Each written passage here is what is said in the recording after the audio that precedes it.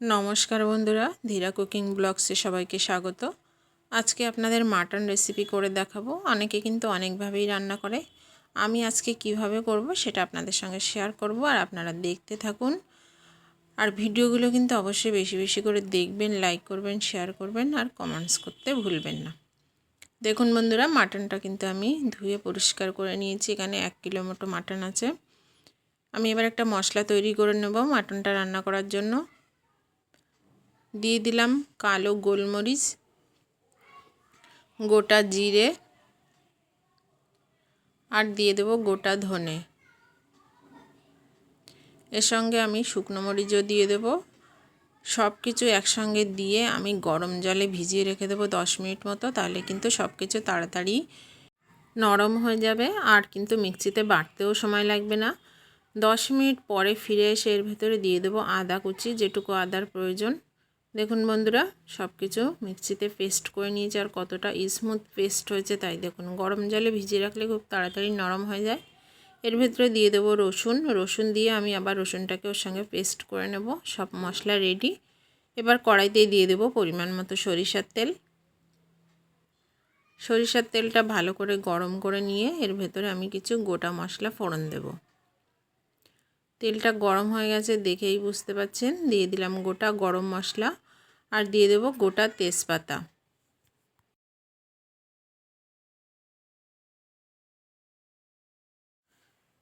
খুব ভালো করে ফোড়ন হয়ে গেছে। আমি একটু হলুদ দিয়ে দিলাম। হলুদ দিলে তেল ছিটকাবে না, কারণ পেঁয়াজ দেব। পেঁয়াজ দিলে তো একটু তেল ছিটায়, এজন্য হলুদটা আগে দিয়ে দিলাম, তাহলে আর তেলটা ছিটাবে না। পেঁয়াজটা হালকা করে ভেজে নেব, খুব বেশি কড়া করে কিন্তু ভাজবো না।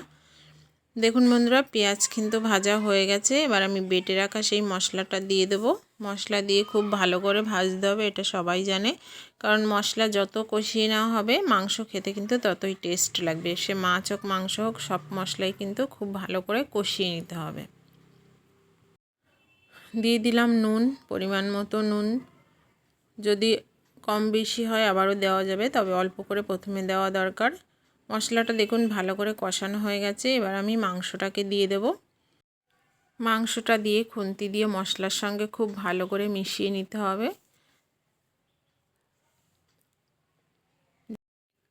মশলা খুব ভালো করে মিশিয়ে নিয়ে কষিয়ে নিতে হবে। মাংসটা কষিয়ে নেব। কষানোর পরে আমি প্রেসার কুকারে দেব। সামান্য একটু নুন দিয়ে দিলাম, আমার মনে হচ্ছিল একটু নুন কম হবে তাই দিয়ে দিলাম। অনেকে কিন্তু কষানোর আগে প্রেসার কুকারে সেদ্ধ করে। আমি এখানে হালকা কষিয়ে নিয়ে প্রেসার কুকারে দিয়ে সেদ্ধ করে আবারও একটু হালকা কষাবো, তাহলে মশলাটা কিন্তু খুব ভালোভাবে মাংসের ভেতরে চলে যায়। দেখুন বন্ধুরা ঢাকনা দিয়ে দিয়ে কষাচ্ছি, দেখেই বুঝতে পারছেন অনেকটাই জল বেরিয়েছে। এবার আমি কিছু পেঁয়াজ কুচি দিয়ে দিলাম। এটা কিন্তু কিউব করে কাটা, চৌকো করে কাটা পেঁয়াজটা। আগের বার তো কুচি করা ছিল, এবার কিউব করে কাটা। আপনারা এভাবে দিয়ে দেখবেন, মাংস খেতে কিন্তু খুব টেস্টি হয়। আমি আবারও ঢাকনা দিয়ে এভাবে কষিয়ে নেব কিছুক্ষণ।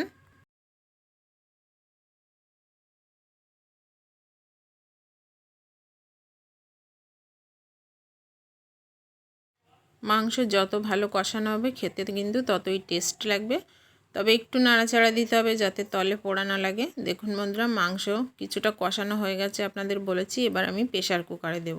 ঝোলটা কিন্তু পুরোটাই শুকিয়ে গেছে, দেখে মনে হচ্ছে না একদম কষানো হয়ে গেছে, কিন্তু যেহেতু খাসির মাংস গ্যাসে রান্না হতে দেরি হয় তাই প্রেসার কুকারে দিয়ে আমি কটা ছিটি দিয়ে নেব। 8 থেকে 9টা ছিটি দেবো, তাড়াতাড়ি তাহলে সেদ্ধ হয়ে যাবে। তারপর নামিয়ে আরেকটু কষিয়ে নিতে হবে। সব মাংস প্রেসার কুকারে দিয়ে দিলাম। এর ভেতরে কিন্তু সামান্য একটু জল দেব, খুব বেশি জল দেওয়া যাবে না। দেখেই আপনারা বুঝতে পাচ্ছেন, মানে মাংসের ওপরে জলটা উঠবে না, এরকমভাবে জলটা দিতে হবে। এবার ঢাকনাটা দিয়ে 8 থেকে 9টা ছিটি দেব। যদি বড় খাসি হয় তাহলে কিন্তু আরও বেশি ছিটি দেওয়া লাগতে পারে, আর ছোট হলে আরও কমও দেওয়া লাগতে পারে। আমি এখানে 8 থেকে 9টা ছিটি দিয়েছি।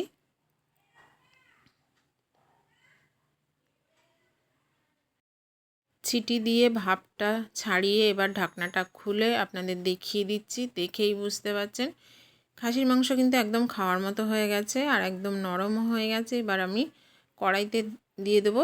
ঝোলটা উঠাবো না এখন, শুধু মাংসগুলো কড়াইতে দিয়ে আমি আরেকটু হালকা কষিয়ে নেব।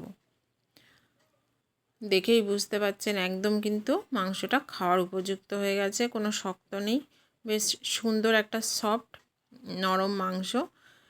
এখন কেউ কিন্তু শক্ত মাংস খেতে চায় না, যার জন্য প্রেশার কুকারে দিয়ে নরম করে নিতে হয়। একটু নাড়াচাড়া করে নেব, দেখেই বুঝতে পারছেন এর সঙ্গে কিন্তু এখনও আলু দেওয়া হয়নি, আলুটা দিয়ে মাংসটা কষাতে হবে। আমি এখানে আলু আর চুই ঝাল দিয়ে দেব। আলু আর চুই ঝাল দিয়ে মাংসটাকে খুব ভালো করে কষিয়ে নেব।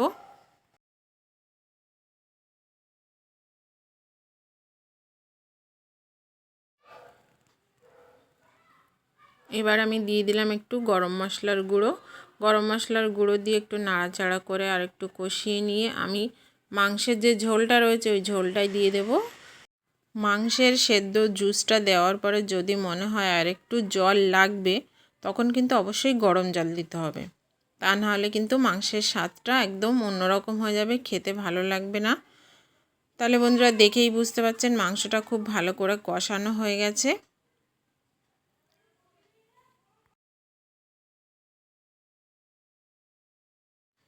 এবার মাংসের সেই জুসটা আমি সব দিয়ে দিয়েছি।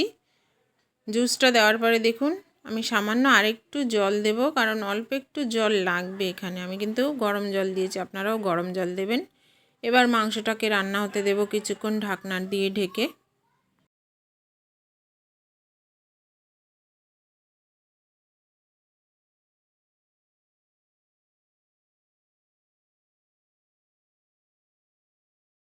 দশ মিনিট পরে আমরা ফিরে আসলাম। 10 মিনিট পরে আপনাদের দেখিয়ে দিই, একদম মাটন কিন্তু রেডি হয়ে গেছে। এবার শুধু গরম মশলার গুঁড়ো দিয়ে নামিয়ে নেওয়ার পালা। দেখেই বুঝতে পারছেন খুব বেশি ঝোল কিন্তু আমি এখানে রাখিনি।